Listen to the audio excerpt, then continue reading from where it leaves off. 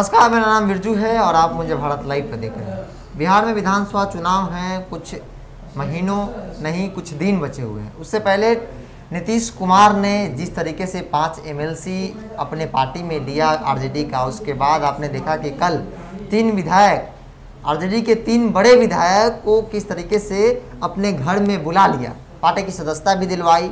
उसके बाद बिहार की राजनीतिक यूँ कहे तो गोल गोल घूमना शुरू हो चुका है। आपको बता दें कि देखिए नीतीश कुमार जेडीयू की बात की जाए तो उनके कार्यशैली पर लगातार उनके ही सहयोगी दल एलजेपी की चिराग पासवान सवाल उठा रहे थे। अब कहीं ना कहीं बीजेपी जो उनको बड़ा भाई मानती है, बाढ़ जैसी समस्याओं पर भी सवाल उठाने लगे। पूरा मामला क्या है हम बाबा से जानते हैं। बाबा, क्या लगता है, आप पहले पूरी मामला दर्शकों को बता दें। सबसे पहली बात तो जिस तरह की स्थितियां सामने आ रही हैं, हम लगातार बिहार के राजनीति में होने वाले पल पल के अपडेट तक लोगों को पहुंचा रहे हैं, हर बात आपके सामने तक रख रहे हैं। एक नया अपडेट जो आया है वो निश्चित रूप से नीतीश कुमार के लिए फिर मुश्किल पैदा करने वाला है, कारण कि नीतीश कुमार सत्ता में है और नीतीश कुमार के पीछे या उनके लिए जितनी भी बातें की जाएगी उन सब बातों का कहीं ना कहीं असर नीतीश कुमार पर होगा।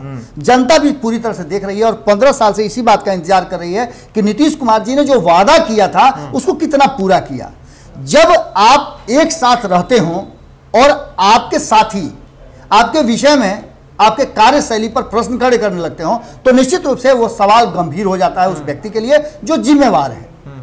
आप सीधी तौर पे समझ लीजिए कि अगर भारतीय जनता पार्टी की भाषा में कहें तो प्रधान सेवक दिल्ली में बैठे हुए हैं और प्रधान मुखिया जो है बिहार में है। नीतीश कुमार जी को एक तरह से ये मान के चलिए कि एनडीए का हीरो घोषित कर दिया गया है, कप्तान घोषित कर दिया गया है। अब नीतीश कुमार की जिम्मेवारियां बढ़ गई हैं। लगातार जिस तरह से विपक्ष हमला कर रहा था, तब तक बात यह थी कि विपक्ष का काम है कि वो हमला करता है। विपक्ष हमारे काम को, अच्छे कामों को दिखा नहीं सकता है, हमारे अच्छे कामों को में भी बुराइयां निकालना उसका फर्ज बनता है। लेकिन जो आपके साथ सत्ता में है, अगर वो आपकी बुराइयां करना शुरू कर देते हैं तो मामला गंभीर हो जाता है। कहीं ना कहीं तेजस्वी यादव के लिए एक जीवनदायिनी शक्ति और कहा जाए तो मैच से पहले उनके लिए एक आगे बढ़ने वाला स्टेप है।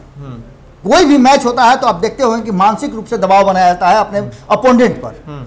यहां तो स्थिति जस्ट उल्टा हो रही है। नीतीश कुमार कप्तान है और दूसरी टीम के कप्तान तेजस्वी यादव है। कहीं ना कहीं तेजस्वी यादव अपने तरफ से हौसला बुलंद किए हुए हैं। भले अनुभव में नीतीश कुमार आगे हों, पर मजबूत टीम लेकर के कहीं ना कहीं, चूंकि प्लेयर की संख्या इनके यहाँ ज्यादा है और मास्टर ब्लास्टर तक इनके खेमे में है तेजस्वी यादव के। अब स्थिति यह है कि नीतीश कुमार को लेकर के जिस तरह से पहले चिराग पासवान ने हमला किया और यह कहा कि 15 सालों में जो कुछ भी किया वो आप क्यों नहीं बता रहे हैं, आप लालू प्रसाद तक क्यों जा रहे हैं, क्योंकि आपको समय दिया था बिहार की जनता ने लालू प्रसाद के काम को बताने के लिए नहीं, उनकी कमियां निकालने के लिए नहीं, बल्कि आपको कुछ करने के लिए दिया था। और वो आप काम कर नहीं रहे हैं, वो आप दिखा नहीं रहे हैं। आप ऐसा क्यों कर रहे हैं? आपने इस 15 सालों में सिर्फ लोगों को मूर्ख बनाया है, ये लगभग कहना उनका था। अब स्थिति जस्ट इसकी रिवर्स हो गई है और रिवर्स स्थिति में आप देख रहे होंगे कि किस तरह से ये पूरा मामला अटकता नजर आ रहा है। अब तो भारतीय जनता पार्टी के जो बिहार प्रदेश अध्यक्ष हैं वो भी नीतीश कुमार के कार्यशैली पर प्रश्न उठाना शुरू कर चुके हैं। ये कोई पहला मौका नहीं है। आपको बता दें कि आज से 8-9 महीना पहले भी संजय जायसवाल ने सवाल खड़े किए थे। आपने एक चीज तो देखा होगा कि किस तरह से भारतीय जनता पार्टी ने अपने बोलने वाले नेताओं के मुंह पे टेप चिपका दिया है। बिल्कुल कि कहीं ना कहीं नीतीश कुमार की किरकिरी हो जाएगी और सच्चाई सामने आ जाएगी। लेकिन अब इन सब के बीच में जिस तरह से नीतीश कुमार की किरकिरी हो रही है और जिस तरह से नीतीश कुमार पूरी तरह से एकदम बैकफुट पे नजर आ रहे हैं, उसके पीछे कारण कहीं ना कहीं है कि नीतीश कुमार के इतने दिनों के 15 साल के शासन पर एक बार फिर प्रश्न चिन्ह खड़ा कर दिया है भारतीय जनता पार्टी ने और यह कहा है कि नीतीश कुमार को जो करना चाहिए वो बिहार के लिए नहीं कर पा रहे हैं। इन सवालों का जवाब अब कौन देगा?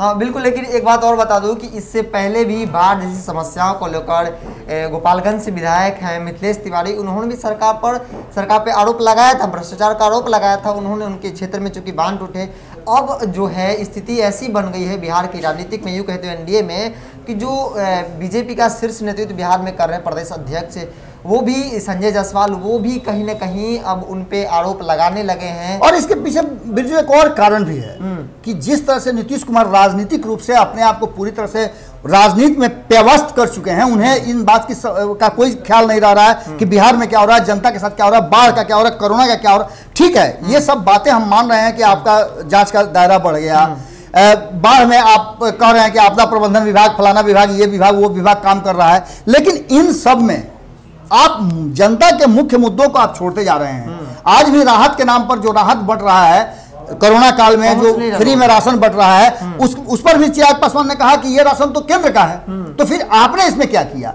दूसरी सबसे महत्वपूर्ण बात है कि राजनीतिक रूप से जिस तरह से तोड़ जोड़ में लगे हुए हैं, जिस तरह से पुनः कुर्सी पर बैठने के लिए कवायद कर रहे हैं नीतीश कुमार, और इन सारी चीजों को भूल गए हैं, कहीं ना कहीं ये अब भारतीय जनता पार्टी को लगने लगा है कि ये सबको छोड़ करके चुनाव से पहले इतना मजबूत अपने आप को करना चाह रहे हैं कि आगे जो है चुनाव के बाद भी इनकी स्थिति मजबूत रहे और कुर्सी पर जाने की स्थिति में रहे, किसी के साथ भी समझौता कर लें। यह संशय जो है अब होना शुरू हो चुका है, और यह संशय निश्चित रूप से एक बड़ा कारण हो सकता है नीतीश कुमार को बैकफुट पर जाने के लिए। अब जब भारतीय जनता पार्टी भी इस बात को कप्तान बनाने के बाद कह रही है तो यह मामला गंभीर नजर आता है। हाँ बिल्कुल, जो तेजस्वी यादव लगातार जो है नीतीश सरकार पर बाढ़ और कोरोना जैसी मसलों को लेकर हमलावर थी। हालांकि तेजस्वी यादव लगातार कई दिनों तक क्षेत्र में जाकर, बाढ़ ग्रसित क्षेत्रों में जाकर उन्होंने उस क्षेत्र का जायजा लिया, और बीजेपी के हमलों के बाद उनके भी तो कहीं ना कहीं उनको भी पावर मिलने लगा है। वो सुबह सुबह एक ट्वीट किया, उन्होंने ट्वीट हम आपको बता दे रहे हैं, उन्होंने ट्वीट किया कि बिना धूप छांव, हार जीत और सुख दुख की परवाह किए निरंतर हम बाढ़ पीड़ित क्षेत्रों के लोगों तक पहुंचने की कोशिश कर हर संभव जरूरतमंद की मदद कर रहे थे, और 16 जिलों में 85 लाख लोग बाढ़ से प्रभावित है। लेकिन मुख्यमंत्री जी सोए हुए हैं। बाढ़ राहत के नाम पर लूट मची, प्रशासन कोरोना के डर से दुबका हुआ है। इसको लेकर सुबह सुबह तेजस्वी यादव ने भी ट्वीट किया, 85 लाख जो बाढ़ प्रभावित लोग हैं उनका भी नाम लिया। साथ साथ उन्होंने जो राहत के नाम पर लोगों को पहुंचाया जा रहा है उसमें भी घोटाले की बात कही। तो इस वक्त की बड़ी खबर हो सकती है कि जहां बीजेपी उनको बड़े भाई मानती है, वो भी कहीं ना कहीं अब सवाल उन पर उठाने लगे हैं। तो फिलहाल के इतना ही। जुड़े रहें भारत लाइव के साथ। नमस्कार। बढ़ाएं अपना कदम सक्सेस की ओर शिखर करियर इंस्टीट्यूट के साथ। शिखर करियर इंस्टीट्यूट पूर्वी भारत में एकमात्र कोचिंग संस्थान जो एक्सक्लूसिवली है मेडिकल एंट्रेंस एग्जाम के लिए।